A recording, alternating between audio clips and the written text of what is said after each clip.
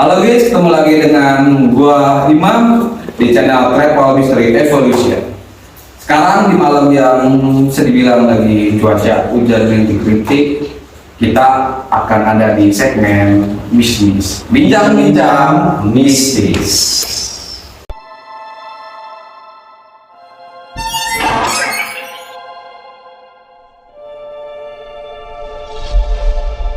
Nah, berhubung kita lagi mau bahas bincang-bincang bisnis nih, mungkin kalian sempat nonton di video kemarin, ada di sini, nanti diklik aja ada sebelumnya.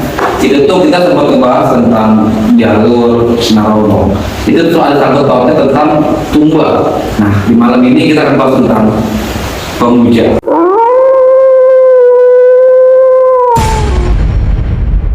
Mungkin kalian penasaran kan, langsung aja kita sapa Bang Fendi. Gimana Bang Fendi kabarnya Bang? Alhamdulillah. Sehat Bang? Alhamdulillah sehat. Alhamdulillah. Syukur musim hujan.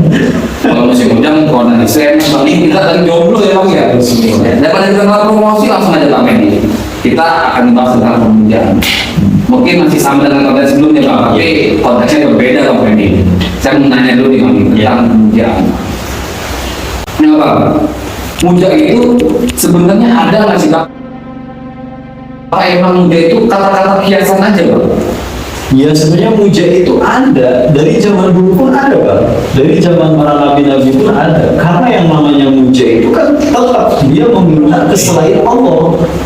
Dan zaman dulu pun zaman nabi ada, cuman mungkin lebih dikemas kalau sekarang ya, lebih keduniaan. Kalau zaman dulu itu dia lebih umum. Kayak misalkan pengen hujan, terus kayak pengen hasil taninya bagus, terus kayak pengen negaranya atau tempatnya itu pengen sejahtera. Di zaman dulu pun ada. Sebenarnya namanya muja itu ya tetap mempersekutukan Allah, meminta kepada selain Allah. Kalaupun memang tujuannya berbeda, entah memang minta keduniaan, entah memang minta kekuatan, entah memang minta supaya makmur hasil taninya, tetap pemujaan juga sama. Ada. Terus kalau masalah pemujaan mungkin dari zaman dulu yang kata Bang Fendi tadi kan emang ada, tapi emang konteksnya atau konsepnya di zaman sekarang tuh dibalut lagi gitu Bang, dengan cara yang berbeda gitu ya. Lebih ke duniaan kalau Sebenarnya mungkin kayak mungkin identik dengan harta Bang, kalau pemujaan ini Bang. yeah. Ada gitu Bang, maksudnya kayak karakteristik kayak ini nih, wah sini muja ada nggak karakteristiknya gitu Bang, kayak ciri-ciri yang sangat menonjol gitu Bang.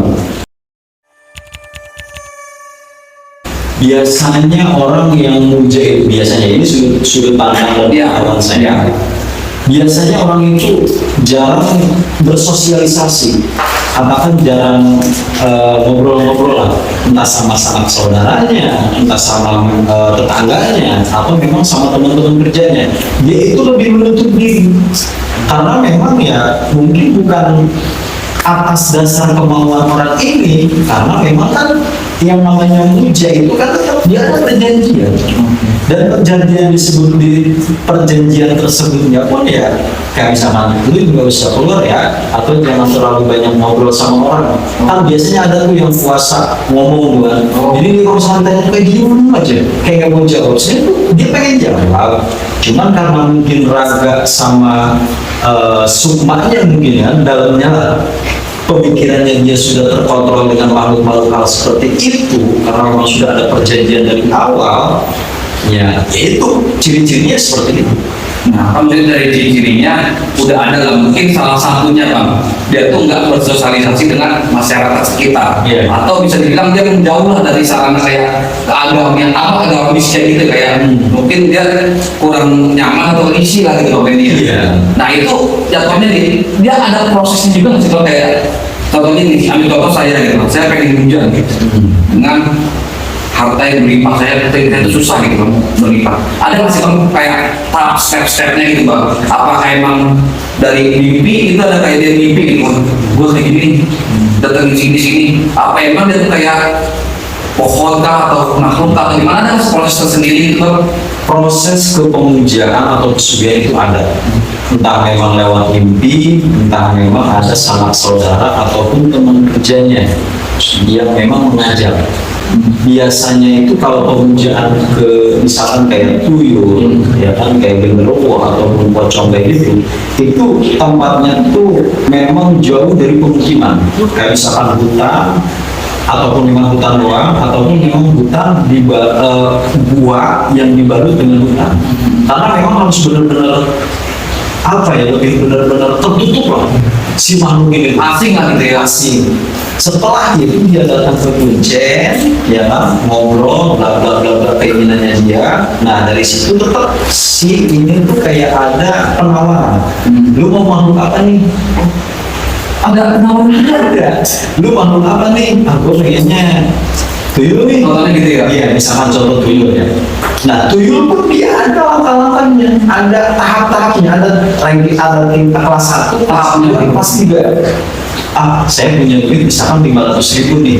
Harga tuyul yang paling kecil kelas 1 tuh misalkan harganya 500.000. Nah, dibuatlah perjanjian. Setelah dibuat perjanjian, nah, diterima si tuyul ini. Nah, baru di situ dikasih penjelasan konsekuensi dan apa sih makanannya dia. Ya kan? Maksudnya makanan itu tumbalnya mungkin? Iya, tumbalnya. Tapi kalau lebih tuyul itu lebih didengnya ke istri. Kalau memang yang mujanya sih suaminya, tapi tetap sih nggak mungkin kan yang maunya tuyul nanti ke suami. Itu udah kita konten Bang. Tadi itu Kayak misalkan lebih kekuatan, ya kan, ini kekuatan si tuyulnya itu nempel ya kan ke istrinya. Nah, jadi lebih kekuatan bagaimana? Maaf ya saya bahas-bahas yang agak kecil Ya, nggak apa-apa. Ini pun buat pengetahuan juga kan.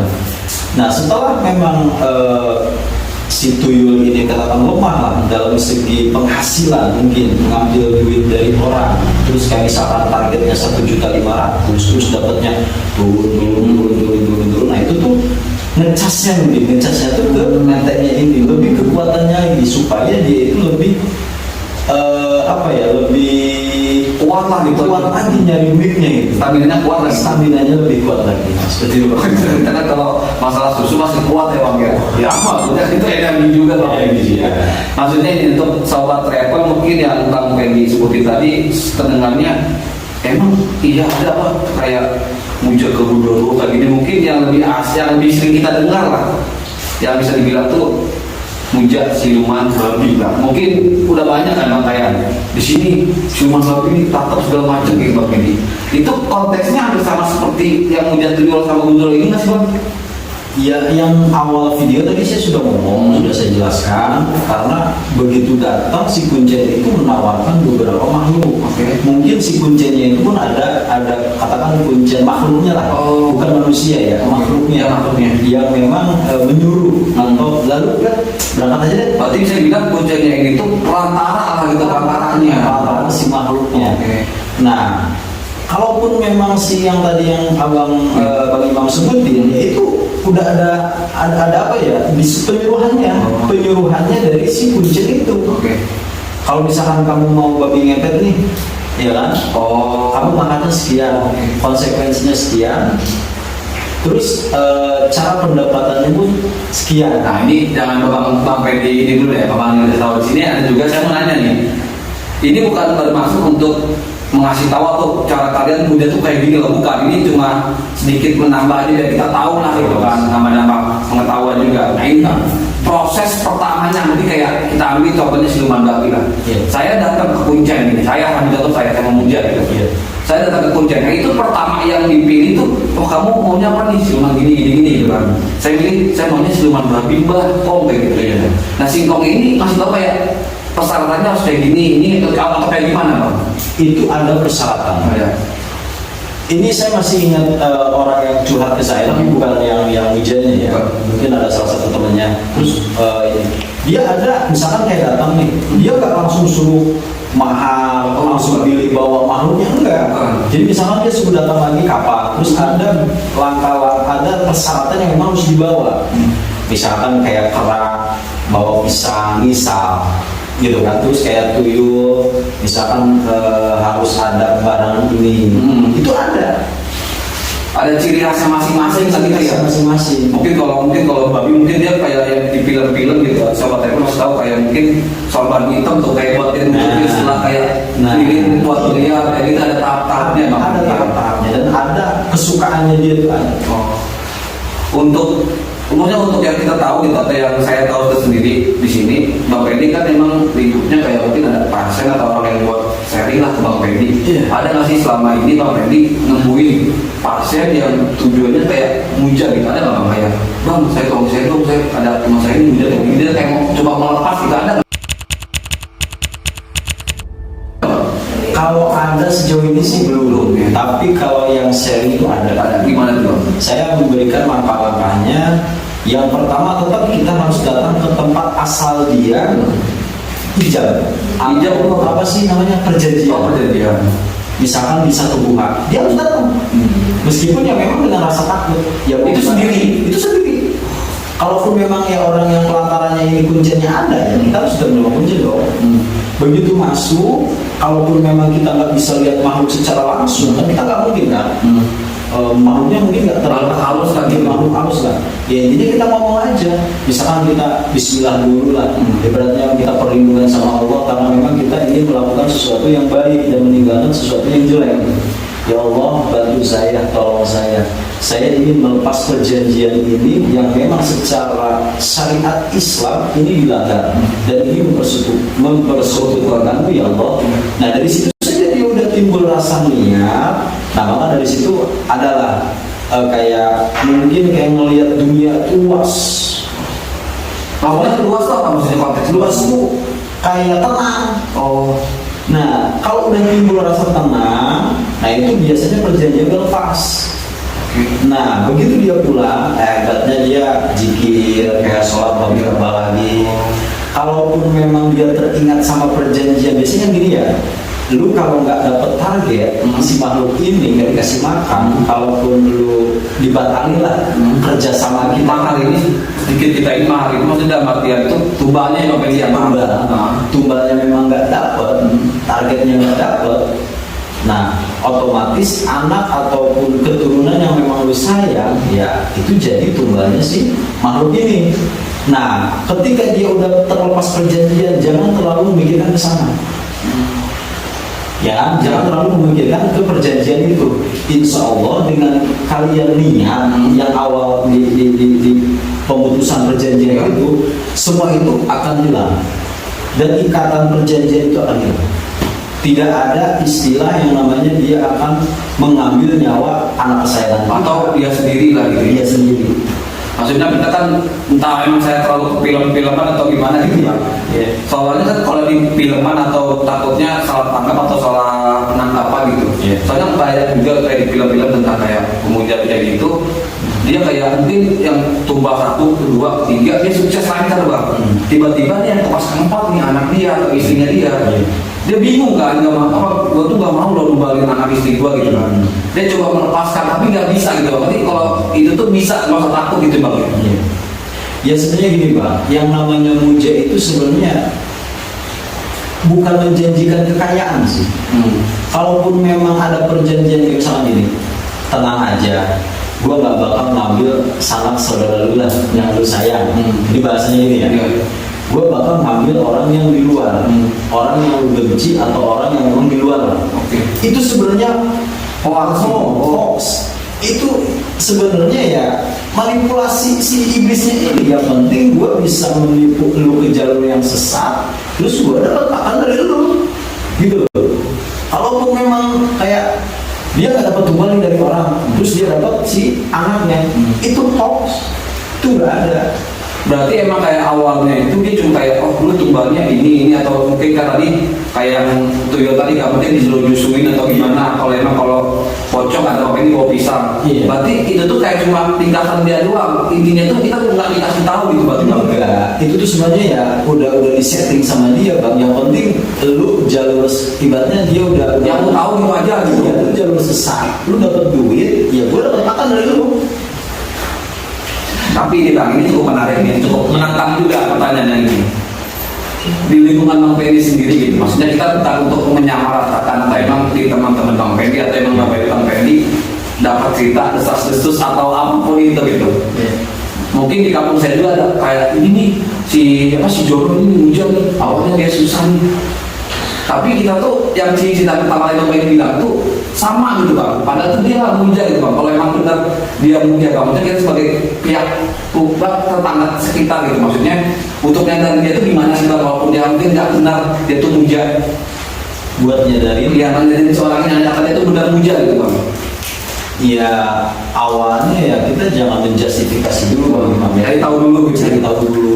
Terus yang pertama kalaupun memang terbukti ya kita omongin secara baik-baik. Kalaupun memang tidak bisa diomongkan secara baik-baik, ya diusir. Nggak maksudnya gini bang. Soalnya kan otomatis tetangga sekitar nggak mungkin mengejas dia muja kan. Iya. Kalau nggak ada kayak korban-korban yang mau mendadak itu gitu kan. Jadi maksud imam tuh pas sudah ada bukti sebelumnya makanya ngejas dia mau muja gitu. Gimana cara terbaik lah untuk mengambil kita tuh kayak Pak tadi mungkin kita batalin betah perjanjian atau gimana gitu. Misalnya si A nih. Ini tuh udah ada bukti-bukti bang, kayak si ini meninggal, tapi secara dadakan kita nggak tahu. Si ini meninggal juga, si ini meninggal juga. Dengan bersamaan dia tuh mendadak kaya bang. Otomatis orang kan yang tahu tinggal, wah si ini muja. Walaupun asli itu kita nggak tahu dia tuh benar muja apa enggak. Andai kata dia benar muja bang, kita tuh mau nyelamatin dia, bantu dia.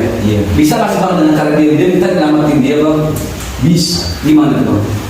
Langkah pertamanya ya sebenarnya yang lebih sulit itu kita harus tahu di mana tempat dia ngambil atau beli si makhluk tersebut. Gitu. Kalaupun memang nggak ada biasanya, menurut ini sekali lagi ya, ini dari sudut pandang saya dan pengetahuan yang saya tahu lah gitu ya, yang banyak sharing-sharing juga ke saya. Itu biasanya ada kayak kita ngelakuin satu langkah kayak misalkan kayak keibadahan kayak ibadahan kayak misalkan enak gini aja deh kita wirid aja nih bareng-bareng kayak gitu bareng-bareng ya ditawasilin dulu ya kan ibaratnya dia minta pencerahan lah minta dibukakan oleh Allah itu dari mana sih dia tempat mintanya itu. Nah biasanya nanti ada timbul lewat mimpi atau memang ada ustadz itu yang memang lebih ngerti lah. Cari aja tempat ustadz yang memang lebih ngerti. Nah setelah itu dimimpiin atau memang secara langsung atau memang di istikharah, sholat istikharah minta petunjuk. Kali Bapak ini punya cerita lain bang tentang pemuda itu ada nggak bang? Cerita kayak mungkin kayak tumbaannya anak sendiri atau yang lain atau kayak makanan si makhluknya apa sih? Kalau tadi kan kita pasti nyangkain atau nyusuin ya gitu. Ada nggak sekolah yang lain bang? Ada bang. Gimana bang? Ada tempat sharing juga nama saya. Yang namanya pemujaan itu ada makanan khusus daripada si makhluk ini. Biasanya contohnya tuh kayak misalkan siluman kera. Itu kera itu kan biasanya ke pisang. Tapi ada kera yang memang ke manusia. Ada juga kera ke makhluk lagi. Kayak misalkan orang meninggal nih. Saya kalau saya mas pisang, saya suka pisang. Saya bang Teddy emang menghina saya gitu, bang. Saya lucu gitu bang. Tapi lanjut bang, lanjut. Iya kayak misalkan pernah dengar nggak kayak orang baru meninggal perawan terus kayak diambil tali pocongnya kan? Iya itu banyak sih banyak ya. Kadang-kadang si makhluknya itu pengen barang itu kayak misalkan tali pocongnya. Oke. Terus kayak misalkan kayak tanah yang di dalamnya. Maksudnya di dalam makhluknya itu? Iya di dalam tanahnya itu. Kayak misalkan buat dimakanin kan atau memang buat disiramin tempat ritualnya kan atau apa kan. Jadi tidak satu makhluk itu dengan satu makanan. Kadang-kadang berbeda. Misalkan kayak siluman kera tadi misalkan pisang ataupun siluman kera tadi itu misalkan kayak pengen yang lain nih Darah gitu. kayak pengen darah atau pengen kayak manusia atau memang pengen ke makhluk lagi. Atau Jadi kalau makhluk lagi itu gimana bang? Makhluk lagi itu kayak misalkan kita beli kayak misalkan ngambil di luar kan biasanya sedang ada penarikan apa. Oh kayak kuntilanak kan, kuntilanak iya. Oh Itu bisa juga. Nah gini bang, ini yang terakhir bang. Mungkin dari yang pertama sampai ke yang tadi yang sampai kayak makanan makhluk halus, makan makhluknya lagi atau yang kayak siluman monyet kayak yang pisang atau yang kayak tuyul tadi menyusuinya gitu kan. Ini kan maksudnya udah kita rangkum semua, ini cuma salah satu. Mau nanya satu lagi, misalnya nih di salah satu kampung itu muja gitu kan. kita ambil contoh kayak perjinahan. Kalau perjinahan kan 40 rumah atau berapa rumah itu bang, nah, apa sial katanya kan ya. Kalau pemuja ini sama nggak sih bang kayak hukumnya gitu, maksudnya kayak sialnya atau apanya, efeknya ada nggak sih bang? Itu ada bang. Salah satunya memang keberkahan dari si kampung tersebut tuh nggak ada. Satu, yang keduanya memang ya mungkin kalau misalkan ketuyul ya duit sering hilang lah. Ya aduh nggak saya juga. Terus kadang-kadang biasanya efek ke yang orang yang udah rumah tangga itu keharmonisannya itu nggak ada. Mungkin karena efeknya ya, atau memang karena hal-hal kecil jadi ribut besar. Tapi bentar, itu maksudnya efeknya ke si yang pemuja ini apa ke seluruh kampung atau seluruh? Berarti kita juga nggak kena kayak mantu sama istri kah atau sama orang tua? Iya, imbasnya dari situ bang. Karena kan apa ya disebut yang menyesial itu kan tidak mandang apa-apa bang. Wah saya curiga, saya sama mama saya berantem terus, dan mudah digabung saya bang. Iya, sepatutnya ini itu. Ya jangan ada bang. Ya boleh langsung bang, Bang Pendi ini udah ngasih masukan tentang maksudnya tentang pemuja ini, takutnya sobat Petro Istri wah lumayan nih ada tutorial supaya muja nih gitu bang, sama tutorial muja gitu kan, ditambah editor kita judulnya tutorial dari pemuja gitu, takutnya kayak gitu bang. Bang Pendi kasih tahu deh gimana bang? Ya intinya tadi langkah-langkah udah saya ceritain, ya kan, langkah-langkah imbasnya, terus konsekuensinya ke kita. Ya intinya bagi kalian yang udah muja, yang memang udah menjalankan terlanjur, ya intinya tobat aja deh. Dunia itu gak bakal lama memang. Jangan mengejar dunia, capek. Biarkanlah dunia mengejar kita. Apa yang harus kita lakukan? Yang pertama ya kita harus ngerjain akhirat tuh, insya Allah dunia bakal ngikutin. Yang kedua, yang namanya muja itu sebenarnya untuk menjanjikan kekayaan secara kesenangan instan itu nggak ada. Tetap dia ada proses, bahkan menggadaikan akidah. Ini yang paling bahaya, menggadaikan akidah, kepercayaan hanya kenikmatan sesaat. Kalaupun memang dia kata-kata nih kayak gini, orang muja nih, udah capek-capek kan membawa segala macam, udah jagain diri kalau misalnya ngepet. Terus pas benar-benar di puncak kesuksesannya, kejayaannya enggak, nah itu yang misalnya udah di dunia dia capek, di akhirat pun dia ini juga tahu sendiri pada hukumannya lah kayak gitu kan. Iya kayak gitu. Tapi ada nggak misalnya kayak tadi aku udah capek-capek muja segala macam, sia-sia lah pokoknya muja gitu kan. Tapi ada juga yang muja tapi nggak kaya-kaya, ada juga gitu bang. Ada juga kasihan juga ada juga. Intinya pokoknya di kasihan rumah manusia itu pasti makanya kalau kalian tuh mau kaya kerja jangan muja gitu bang dia. Ada dua langkah yang Allah berikan kepadamu. Wabtagu ilaihi wasilah, mintalah pelantara, minta kepada Allah, entah memang lewat tawasul, jarak kubur, atau memang keberkahan yang lain, ya kan? Wasta'inu bis-shabri was-sholat, mintalah pelantaranku dengan melalui sabar dan sholat. Insya Allah apa yang kalian inginkan dan apa yang kalian mau itu dikabulkan. Itu yang paling bagus tuh yang kayak gitu, sabar aja. Soalnya ada juga kata orang-orang atau kalian tuh kayak orang-orang ini banget, orang-orang senja banget ada kata-kata kan. Benahilah sholatmu akan kulancarkan rezekimu. Ada kata-kata kayak gitu bang. Mungkin kalian berkaca dulu gitu. Maksud kalian tuh gimana ibadahnya gitu. Jangan kayak gue melarang dulu nih. Gue ada juga nih bahasa istidroj. Apa tuh? Itu yang istidroj itu yang paling mengenaskan bang. Gimana? Jadi ada orang yang nggak pernah sholat tapi rezekinya lancar aja. Itu biasanya orang kok sholat enggak, ibadah kok rezekinya lancar ya? Itu jangan diheranin. Itu tuh namanya istidraj, penundaan siksa dari Allah. Jadi siksanya tuh ditunda dari sono. Dikasih enak dulu lah. Iya. Jadi nggak usah heran sama orang yang nggak pernah ibadah tapi rezekinya lancar. Mungkin kalau kata Bang Pendi, apa sedang merasakan hal baru gitu bang. Iya. Nah, cukup di sini dulu pembahasan dari kita di segmen bisnis, bincang-bincang bisnis. Di malam ini kita membahas tentang pemujaan ya Bang Pendi ya. Jadi dalam lagi mungkin buat kalian nih ada pertanyaan atau punya pengalaman juga gitu tentang pemujaan, boleh kalian share lah. Mungkin ada pembahasan kita yang gak terjawab gitu pertanyaannya, kayak gitu boleh di komen gitu bang. Buat kalian juga kita nggak bosan-bosan lah, kita minta support lah ke kalian semua dengan cara subscribe, like, dan komen. Share juga. Iya, share banyak-banyak ya berarti ya. Siapa tahu kan ada tetangganya atau siapanya kan bisa lihat video kita gitu. Barangkali itu apa teman-teman tiba kalian ada yang muji kan tobat juga gitu bang, alhamdulillah ya. Pokoknya sekian dari kami, kurang lebihnya mohon maaf jika ada kesalahan mohon dimaklumi, jika ada kelebihan boleh kalian ambil. Assalamualaikum warahmatullahi wabarakatuh.